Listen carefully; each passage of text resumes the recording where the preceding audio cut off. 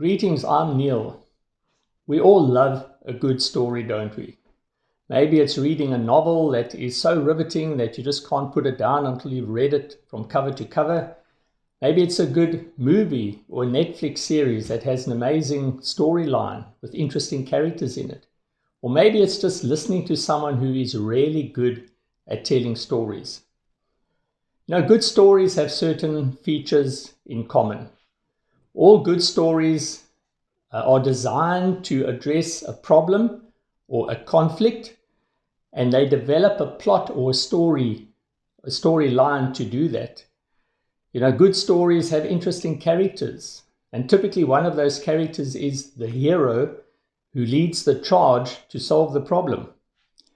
All good stories have an ending, and that ending is often unexpected and takes us by surprise. And as important, good stories have an ability to pull us into the story.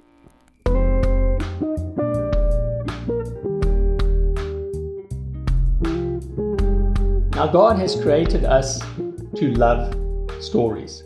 He knows that we connect with stories. So it's not surprising then that God has actually used story to reveal himself to us. The Bible is God's story. The Bible was written by over 40 different authors, all inspired by God certainly, written over a period of about 1,500 years. And these authors came from very different backgrounds, yet God's story is incredibly consistent. Now, unsurprisingly, the most common genre or literary form in the Bible is narrative, storytelling. Almost half of the Bible is written as story. And even the other genres or literary forms support God's overarching story. I'm just going to give you 3 ways in which that happens. Firstly, some of the genres really help us to understand the heart of the main characters in God's story. Genres also teach us how to live as part of God's story, in God's story. And then finally, the other genres give us hope. They look into the future and they give us hope and certainty that God's story will end, that it will end well. Now, Jesus, unsurprisingly, often taught using stories, knowing that people connect well with them. And I just want to quote N.T. Wright here. The stories of Jesus were more than just earthly stories with heavenly meaning. Stories are far more powerful than that. Stories create worlds. Tell the story differently and you change the world. And that's what Jesus aimed to do. One of my favorite movies is Lord of the Rings, the Twin Towers.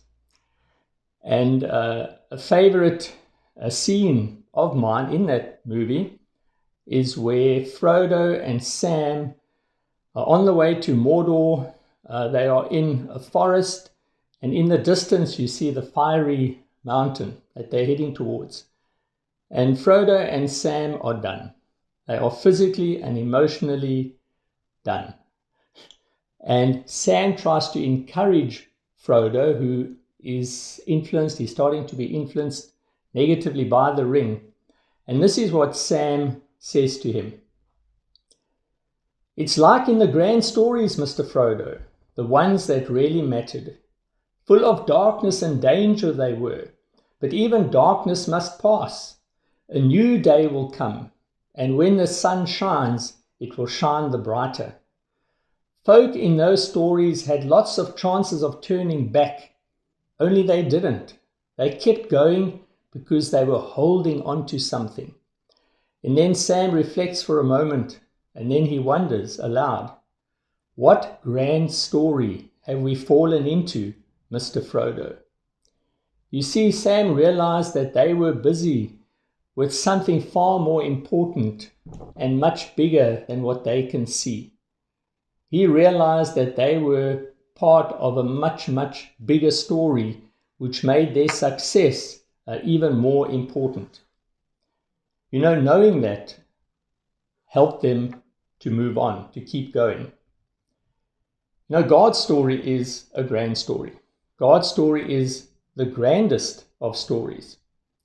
You and I haven't fallen into God's story, but we have certainly been written into it.